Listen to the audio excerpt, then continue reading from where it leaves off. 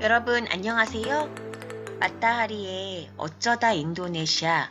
오늘은 해외 나가는 분들을 위해서 특별한 영상을 준비했습니다. 해외에 나가는데 고양이나 강아지를 데리고 입국 예정이신 분들, 제 정보가 조금이라도 도움이 되기를 바라고 있고요. 2021년에 제가 인도네시아 자카르타에 올 때 고양이를 데리고 오기 위해서 준비했던 과정들을 공개하겠습니다. 우선은 3개월 정도의 시간이 필요했고요. 3개월도 빠듯했거든요. 그래서 준비 기간이 최소 3개월은 필요하다. 네, 동물을 데리고 나가기 위한 준비 서류들이 있습니다. 그리고 지금 코로나 시국이 아직 끝나지 않은 상황에서는 대행사를 좀 끼고 가시는 것이 어떨까 하는 개인적인 견해입니다. 네, 제가 넘어야 될 산이 이제 고양이 데리고 출국하기였는데, 저는 일단 그 달려라 쪼꼬라슈라는 네이버 밴드에서 정보를 많이 얻었는데요.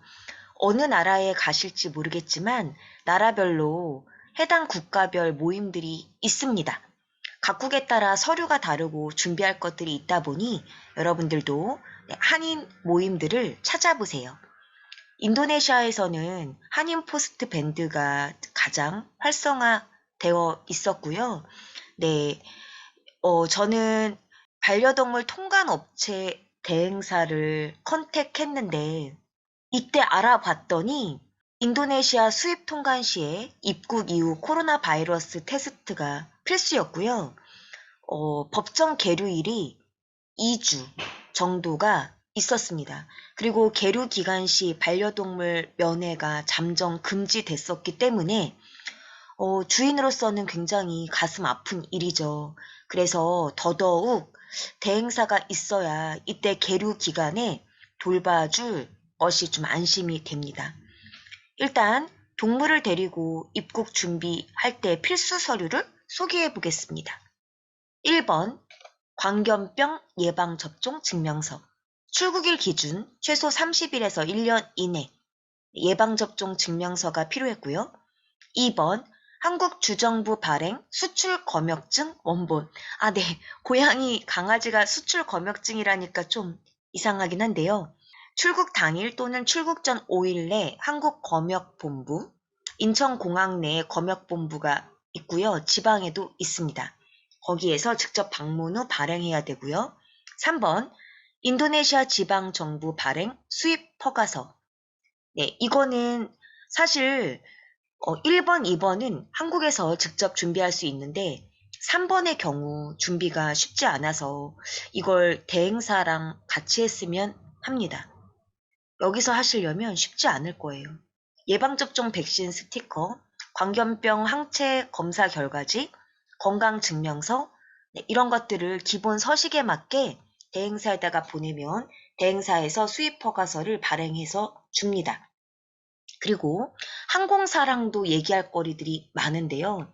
동물 탑승 관련해서 이동장 케이지를 어떻게 준비해야 되는지, 그리고 운송 비용이 다 달라서 항공사에다가 문의해야 되고요. 그리고 정말 중요한 건 비행기 예약할 때 반드시 동물을 데리고 탈 좌석이 있는지 확인해야 됩니다. 네, 해당 비행기에 동물 좌석으로 배정된 것이 예약이 다 찼다면 그 비행기를 탈 수가 없어요. 반드시 확인하셔야 되는데 이 과정이 또 마음을 졸이는 과정들이었습니다. 그래서 5번 입국해서 검역소 방문 후 준비 서류를 제출하는 이런 과정인데요. 반려동물이 광견병 예방접종 백신 맞고 항체 형성되기까지 대략 한 달 정도 기간이 필요했고요. 항체 형성 뒤에 피를 뽑아서 다시 기관에 보내 건강하다는 건강증명서를 받는데 대략 또 3, 4주가 소요됐어요. 이게 운이 좋아오면 빠르면 2주인데 늦으면 3, 4주예요. 그래서 준비 기간이 꽤 필요합니다. 네, 이런 식의 이제 검사 서류들이 필요했는데 저는 이런 그 서류가 필요하다는 것도 몰라서 진짜 정해지자마자 부랴부랴 진행했고요. 최소 3달 정도가 필요하다는 거 꼭꼭 기억해 주세요. 자, 이런 과정을 거쳐서 네, 이제 2탄입니다.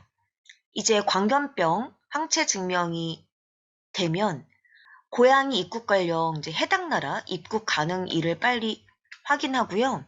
그래서 입국 가능일이 이제 가능하다는 얘기를 들으면 이게 이제 저는 대행사를 통했기 때문에 동물을 데리고 검역 통과가 가능한 날이 언젠지 쉽게 알 수 있었는데 혼자 준비하시면 이 또한 어려운 과정일 거라 생각합니다. 지금 이제 코로나가 많이 약화되긴 했지만 해당 국가 검역소에서 그 동물들에 대한 체크를 해야 되기 때문에 부킹 날짜가 필요해요. 그리고 이제 풀 부킹인 경우에 이게 진행이 어려웠고요. 사람만 비자 발급이 필요한 게 아니라 동식물 검역소, 이것도 되게 저는 재밌었는데, 동식물 검역소라는 게 있다는 것도 처음 알았어요. 그래서 동식물 검역소 입국 가능일을 꼭 확인해야 되고요. 2번, 동물병원 고양이 건강 확인서. 이게 양식이 얼마 전에 바뀌었다고 들었습니다. 2021년 기준이고요. 그래서 서식 제25호라는 거를 꼭꼭꼭 확인해 보셔야 돼요. 이런 식의 이제 25호 서식이 있어요. 예방접종 및 건강증명서. 네, 이 서식에 맞게 작성을 동물병원에서 받아야 됩니다. 동물병원도 잘 만나야 되거든요. 이런 걸 잘 진행해주는. 가끔 한국에서도 이런 모든 서식을 대행하겠다라는 동물병원들이 있긴 한데 제가 진행해 보니까 한국에서 필요한 준비 서류는 개인으로도 준비할 수 있었어요. 크게 어렵진 않았으니까 출국은 개인이 하고 입국은 대행사를 끼는 게 어떤가 하는 게 제 개인적인 견해입니다. 이때 동물건강증명서가 딱 10일간 유효해서요. 이것도 마음 되게 졸이거든요. 출국일 날짜를 확인해서 딱 필요한 기간에 동물건강증명서 발급을 받아야 됩니다. 이거 되게 쫄려요. 네, 비행기 티켓 날짜에 맞게 10일 안에 건강증명서 발급이 돼야 되고요.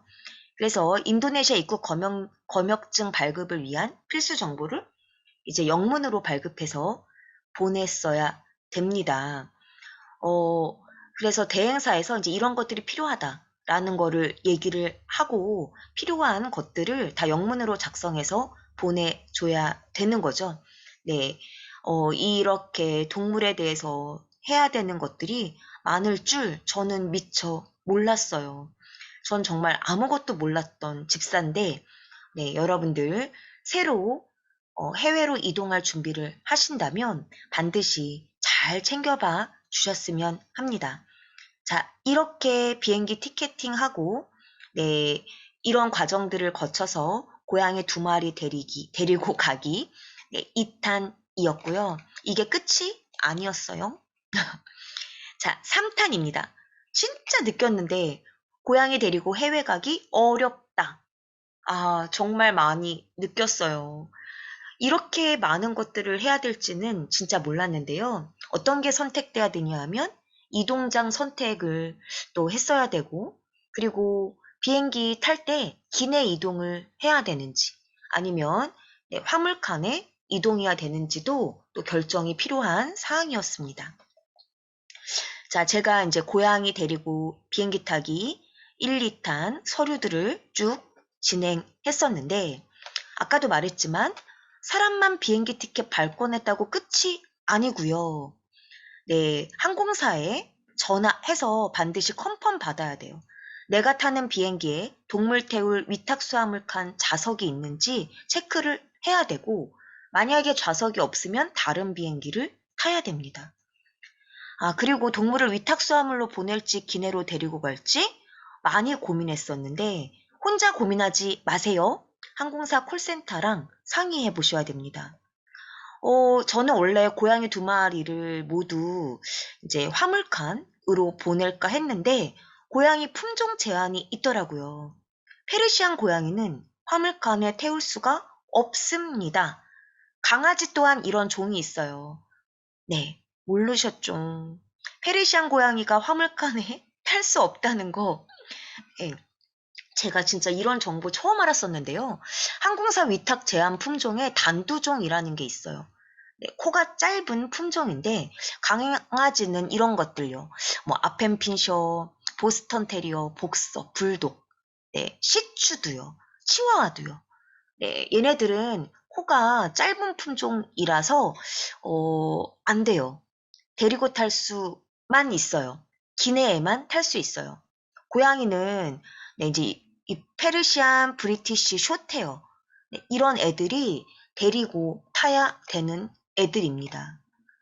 자, 왜냐하면 이게 단두종의 질식사 위험이 높아서 2019년부터 수화물 칸에 보내는 걸 금지했다고 하는데 그런데 기내 운반이 또 어렵습니다. 이동장까지 합친 무게가 7kg 이내여야만 탈 수 있거든요. 만약에 몸무게가 많이 나간다면 방법이 없어요. 그래서 피나는 다이어트를 해야 됩니다. 네, 저희 고양이도 제가 네, 데려갈 방법을 많이 고민하면서 몸무게를 수시로 쟀었고요. 이동장 무게까지 합쳐서 네, 많이 정했습니다. 가벼운 이동장이 필요했기에 네, 이것도 되게 쇼핑몰에서 여러 가지로 고민하며 샀고요. 이 이동 가방 실패도 좀 많이 했었거든요. 저는 이렇게 이제 온라인에서 기내 탑승 이동장 크기 확인해서 구매했고요.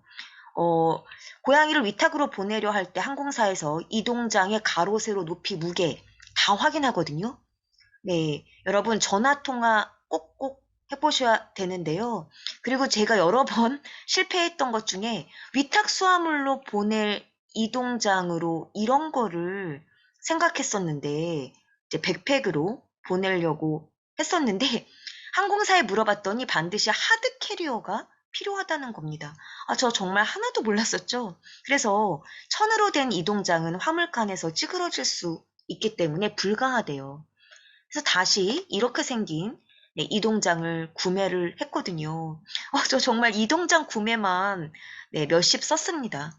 네, 잘못해가지고. 네, 여러분들 꼭꼭 항공사 콜센터랑 컨택해 보세요. 당연히 추가 요금 발생하고요. 2021년 기준 대한항공 한 마리당 22만 5천 원, 아시아나 한 마리당 17만 원 정도가 네, 들었고요. 네, 저는 이제 대행사를 통해 수입 허가서가 오는 대로 동물 검역소에 가서 검역증 받고 그렇게 출국을 했습니다. 아, 그리고 대행사 가격 궁금하시죠? 돈이 꽤 듭니다. 대략 네, 한 마리당 100만 원 정도 생각해 주세요. 1급 비밀인데 나라마다 달라요. 네. 자, 그래서 저는 이런 과정들을 거쳐서 고양이 2마리를 데리고 네, 무사히 입국을 했고요. 자카르타의 경우 네, 이렇게 동물을 수용하는 격리 시설이 있었고요. 원래 격리 기간이 2주였는데 대행사에서 손을 좀 써줘서 한 4박 5일 만에 고양이를 무사히 격리 시설 통과해서 데리고 올 수가 있었습니다. 네, 이렇게 보안 검색 창에 달린 고양이를 데리고 왔었어요. 자, 여러분, 고양이랑 강아지 데리고 외국에 나갈 고민하고 있으세요? 네, 크게 어렵지 않다고 얘기 못하겠어요. 하지만 할 수 있습니다. 사랑하는 고양이, 강아지 데리고 해외에 나갈 수 있어요. 자, 여러분 모두 화이팅! 오늘은 이만 끝!